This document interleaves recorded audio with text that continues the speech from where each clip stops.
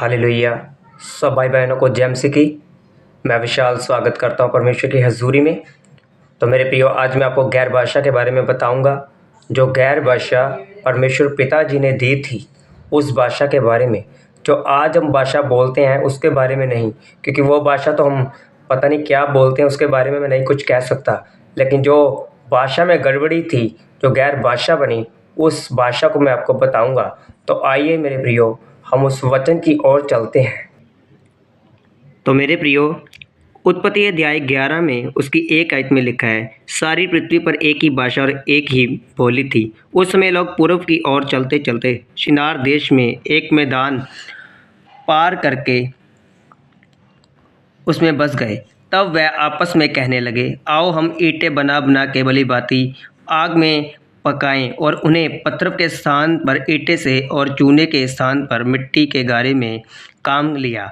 फिर उन्होंने कहा, आओ हम एक नगर और एक गुम्मट बना लें जिसकी चोटी आकाश से बातें करे। इस प्रकार से वह हम अपना नाम करें, ऐसा न हो कि हमें को सारी पृथ्वी पर फैलना पड़े। जब लोग नगर और गुम्मट बनाने लगे, तब उन्होंने देखने के लिए यहोवा उतर आया। और यहोवा ने कहा, मैं क्या देखता हूँ कि सब एक ही दल के हैं और भाषा भी उन सब की एक ही है। और उन्होंने ऐसा ही काम भी आरंभ किया, और सब अब जो कुछ वह करने का यत्न करेंगे, उसमें से कुछ भी उनके लिए अनहोना ना होगा। इसलिए आओ हम उत्तर के उनको भाषा में गड़बड़ी डालें कि वह एक दूसरे की बोली को ना समझ सकें।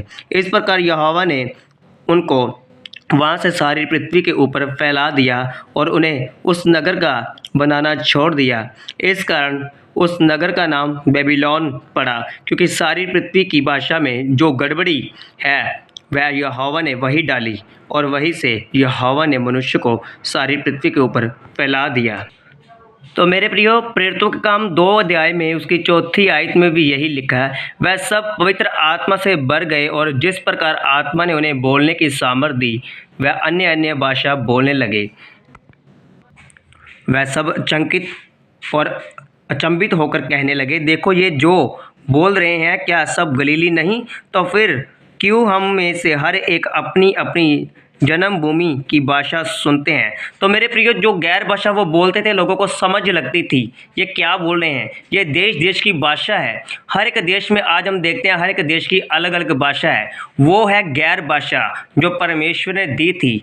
तो आज जो भाषा हम बोलते हैं वो तो हमें खुद को भी नहीं पता हम क्या बोल रहे हैं, तो हम लोगों को क्या बताएंगे मेरे प्रियो। तो मेरे प्रियो, ये एक भाषा थी परमेश्वर पिताजी की। तो मेरे प्रियो, हम ऐसी भाषा, जो हमें वरदान भी दिया गया कि ऐसी भाषा बोलें जो लोगों की उन्नति कर सकें, वो अर्थ बता सकें उस भाषा का। तो मेरे प्रियो, तो ये थी गैर भाषा जो परमेश्वर ने दी थी। सबको जय मसीह की।